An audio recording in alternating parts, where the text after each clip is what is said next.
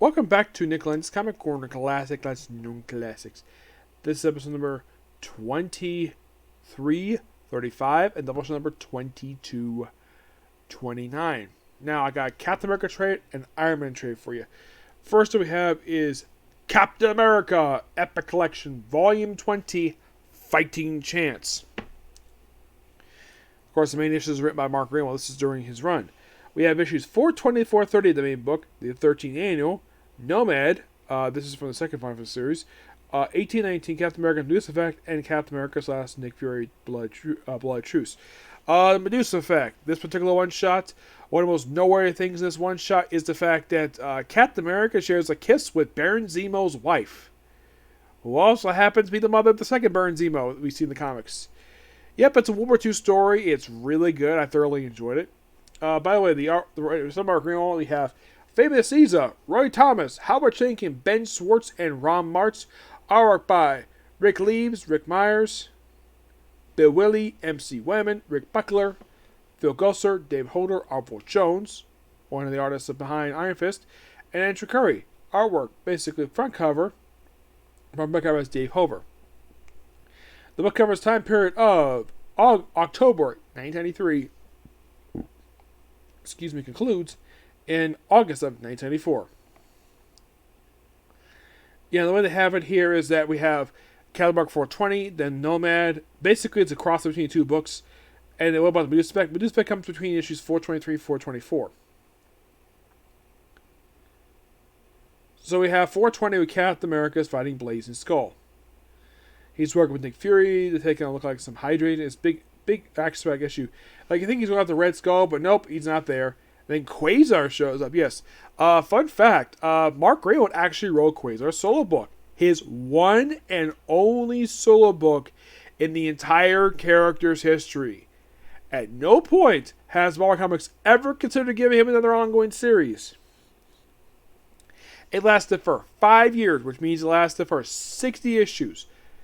Is it a bad series? No, it's really good. Mark Greenwald did a great job, and it's a shame this book is not in trade. And you might be thinking, have I covered any issue from this series? Yes, I have. I covered the issues part of the Operation Cosmic Storm. And it's issues 7 through 9. And that's it. Himalayan Wonder Man. 2 ongoing series their name. One of them at least had another mini-series released 2000s. Quasar has had virtually nothing. Actually, wait, he did have an Annihilation miniseries, but still, no ongoing. You think, great characters he is, no ongoing. And currently, he's not Quasar anymore. Yeah, Quincy Val is not Quasar anymore. It's this new character Spencer introduced, who is a lesbian. Yes, she is a lesbian. Do you have a problem with that? No, because she's an original character. If it's an established straight character who's never returned gay, that is like, I'm one of those people who have a problem with that. Like, this guy was straight for years. I'm saying, oh yeah, he's been gay all along. That's a stupid idea. But if it's like a new character, and we out this person is gay or basically bi, not an issue. It's a fairly new character, it's fine. But if it's a character that's clearly established as straight from the start of the character's identity, and then all of a sudden, like, that's 10 years, like, oh, this character's been gay all along. That's stupid, and it's a really bad move on your part because you can't have, because people are not connecting to your gay characters. So let's turn them clearly established straight characters gay for no reason. I'm looking at you, Marvel, for turning Iceman gay. Still to this day, it was an absolute stupid idea. One of the worst ideas you ever came up with. It's as bad as One More Day. But at least Bendis received death threats over it.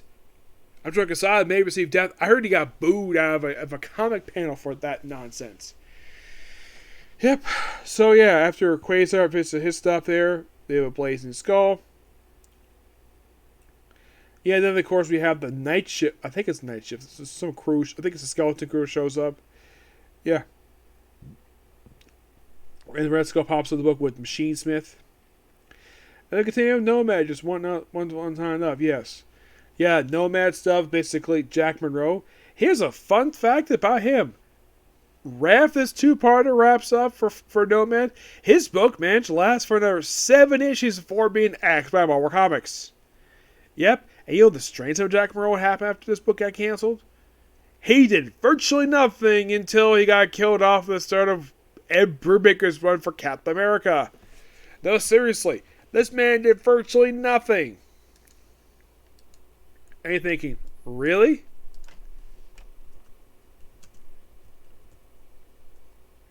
Yeah, seriously, the guy did virtually nothing. It just seems so strange.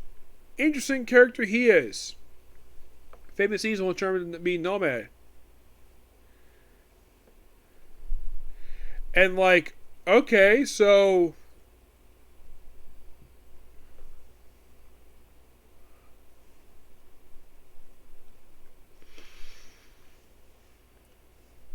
like nothing is big with him until like later.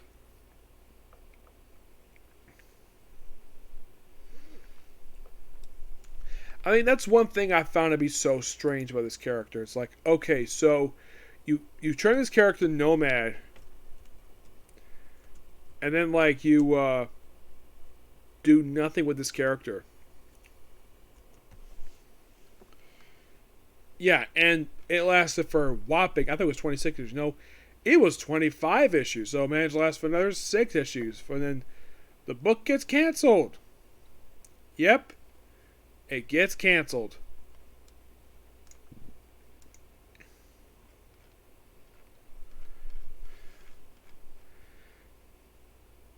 It's like,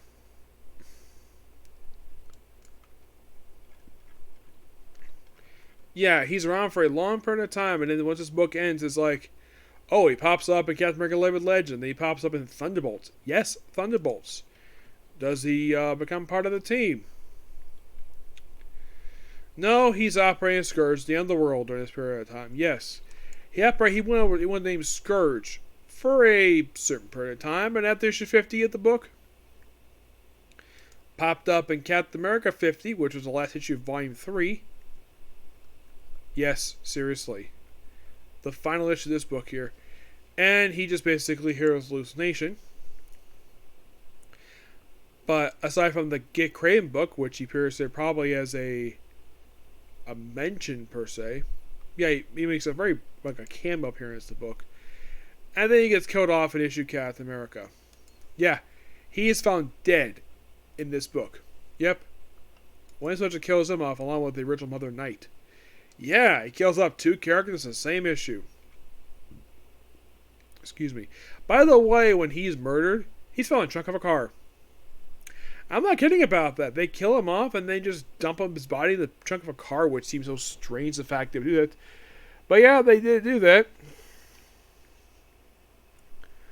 I honestly don't know why. It's one of the most baffling things with this character. Yeah, I mean, that's what Bucky Barnes did, who was basically who was not Nomad. He was the Winter Soldier. Now, what is the whole point of this very, very brief crossover this book had?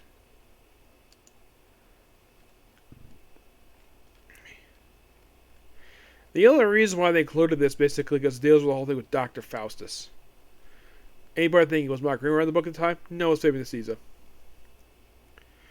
Oh yeah, and then Faustus dies here, then he comes back later. Oh, don't worry, he's died several times over the years. It's like a minor joke in Marvel Comics, not as big as the Grim Reaper.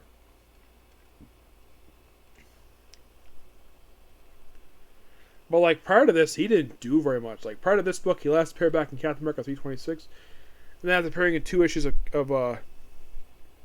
Captain America, appeared in this book here in issue 19, and he dies.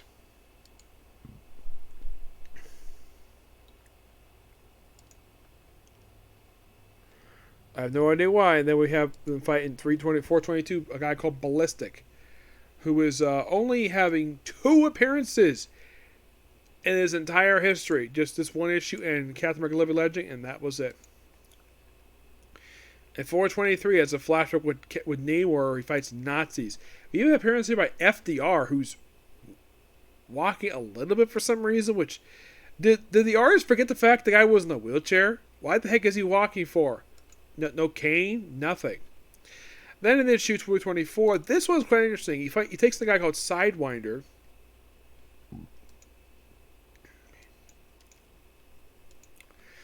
who has a daughter named Amelia who actually was having cancer, and he decided to steal some money. He asked for money, then he got the return down. He ends up stealing some money and pay for her surgery. So Cap agrees basically to have medical insurance cover for her and her surgery. He gets to turn himself in, and of course she gets her surgery successful. He knows some charitable friends. My guess he must have contacted Tony Stark for that, but they never say who his charitable friend was. But I'm guessing it was Tony Stark. I'm sure he'd probably be happy to have help because it's a girl, because he has a, well, he's not a professional girl, he's just basically a gentleman. Yep. As for Amelia herself, well, she appears for that one issue and she's never seen again. But what about Sidewinder? Does he appear again after this issue? After this one issue? Well, he does. After this one issue, he helps in Captain America, Living Legend, pops issue of Thunderbolts, 2 issue of Iron Man Legacy, and he popped up 3 issues of Elektra, and that was it for him.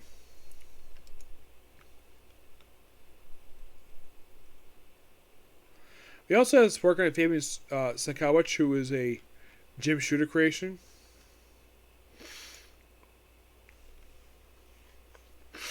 He had been sport character, but he made his return in 422. He's here mostly for the rest of the book, and then he pops up for a couple appearances after that, and that's it for him. In 425, as part of the Fighting Chance story arc, we have a new guy, a new suit Patriot, who's actually just this firefighter. Apparently first approached back in the 70s. Yes, the 70s. Yeah, and he's part of this long-running story arc, Fighting Chance. It's a very interesting story arc. Cap basically, he's also, at the time, suffering through fatigue. Yes, muscle fatigue throughout the story arc. Yeah, and this only collects the first half of the story arc. Yeah, for some reason they only go to 430. I'm not sure exactly why, but they do. And also he's trying to keep the whole condition from Diamondback, who was dating at this point in time, not sharing cars. She was still dead. We also debut of AmeriCop. Yes, AmeriCop. In issue 428. And they apparently he died at some point. And then basically we have AmeriCops. Yes, AmeriCops. Who basically were based on him, and they appeared for a handful of appearances. The issue of Black Panther and the Crew.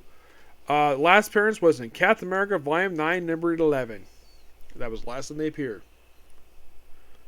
I gotta admit, the Fighting Chance story was quite interesting, but it's not collecting the whole story, which I thought that was kind of weird. It's like, yeah, let's collect the first half of the story arc and basically have Dead Ringer posing as dead villains. They form Mirage, Porcupine, Pertman, Death Adler, Skur, Blackout. A whole bunch of these guys who actually are dead.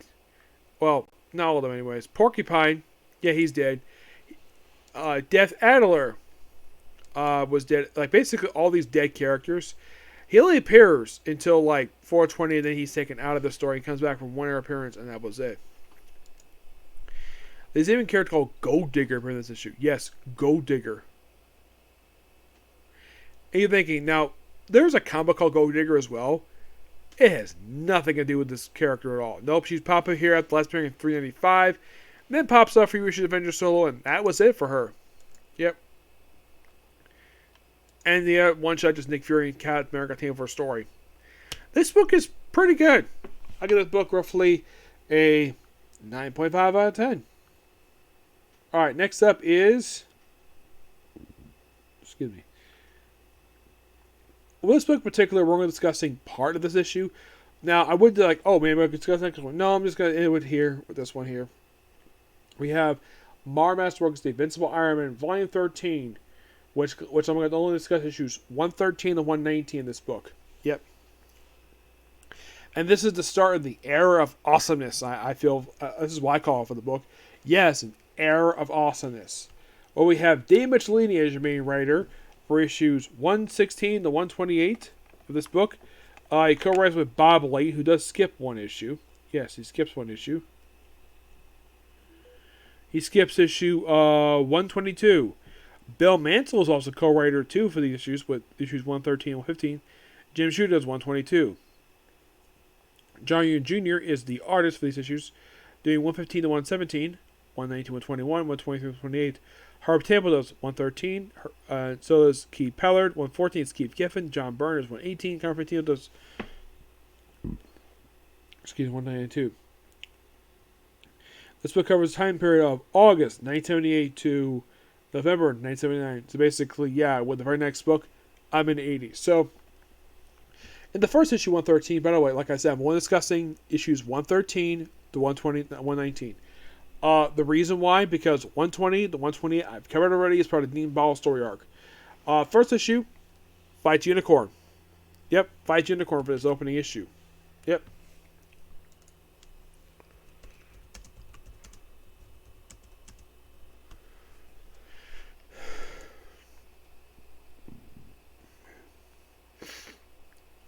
Yeah, and Jack of Hearts, who, yeah, he actually stops being a supporting character in this book after he was a supporting character for a very brief period of time.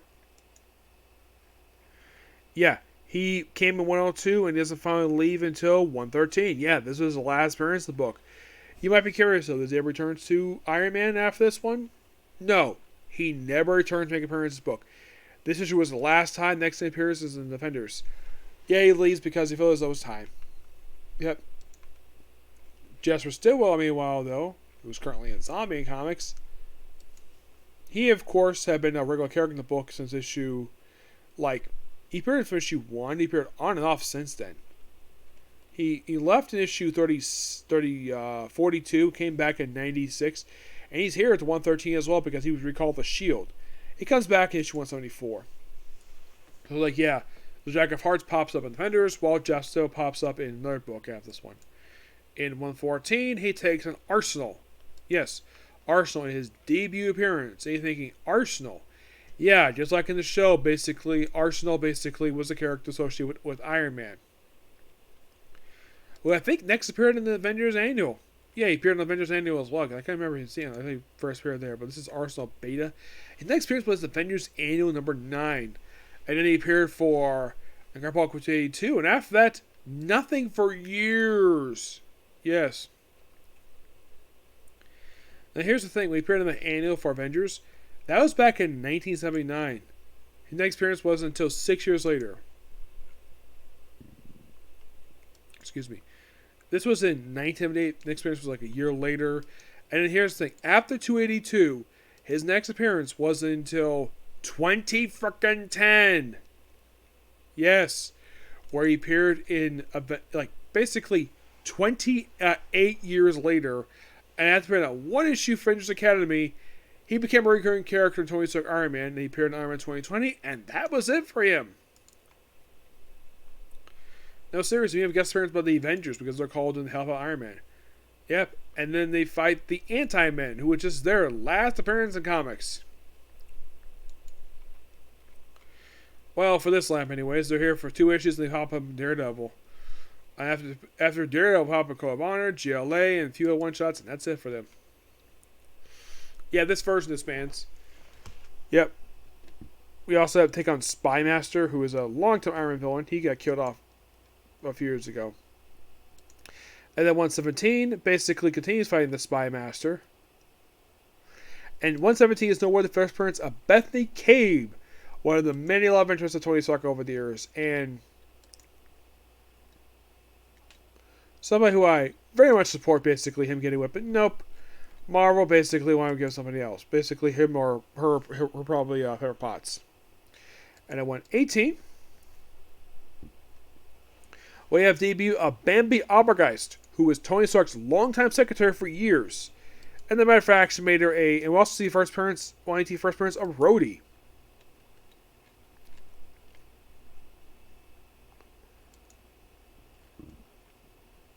Yeah, basically, Bam Margot's became a recurring character in the book for quite a while. And then after 201, she took a brief break, came back in 222, and she's back for quite a while. And I do mean a quite of a while. And she's here until 328, and then pops up in here for hire. After she appeared for a handful of issues of that one, they returned to Iron Man not long after that. And their last appearance was actually in Iron Man Volume 5, number 16, under Karen Gillian's run. Yeah. So, yeah, 118 is the debut of Rhodey, and then 119, well, appearance of Yeti Alvaro. And she's here not very long period of time. She's here for mostly recurring basis until issue 174. Comes back a couple more times after that. The last appearance was in issue 8 of volume 3.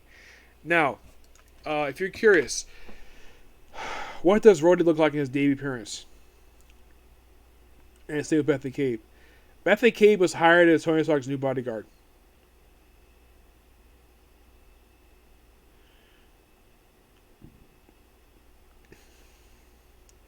I was like, okay, so we have two familiar characters, David Magellini and Bob Lane, would draw upon. Excuse me. So this here, okay, so that is Beth Cabe. You might think, is that Woman of Death? Is that Bambi Abergeist? No, it's somebody else. It's not Bambi Abergeist. She just opened the next issue. Yeah, and she's immediately hired right away. And of course, we deal with lots of S.H.I.E.L.D. stuff in here.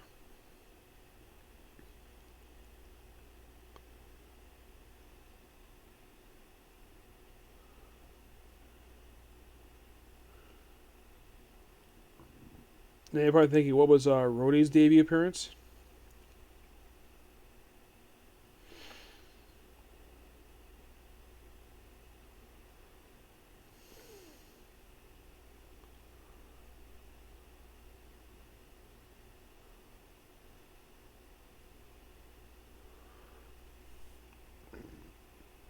So this is Bambi Abergeist, a woman he does not flirt with at all. He basically just, well, tolerates her.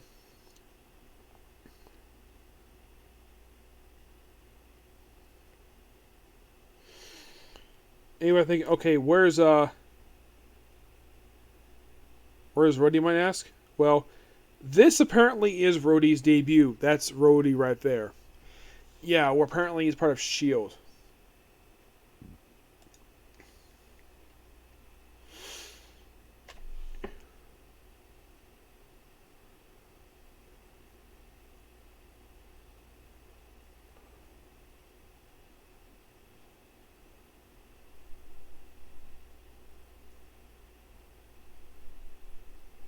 Yeah. So it is quite interesting, though, the fact we had a chance to debut of three iconic characters who has been associated with Iron Man for years and make debut in these issues, which is fantastic. And I'm going to give these issues a 10 out of 10. Yeah, just really good stuff here. Yep. Oh, by the way, I have one more Masterworks stuff to go for Iron Man, and then pretty much it for that one. Yep. But yeah, that's a particular view. Next, one more comment corner, and I'm going to go ahead and watch Martial Magic and Muscles. Okay? Next video. Bye.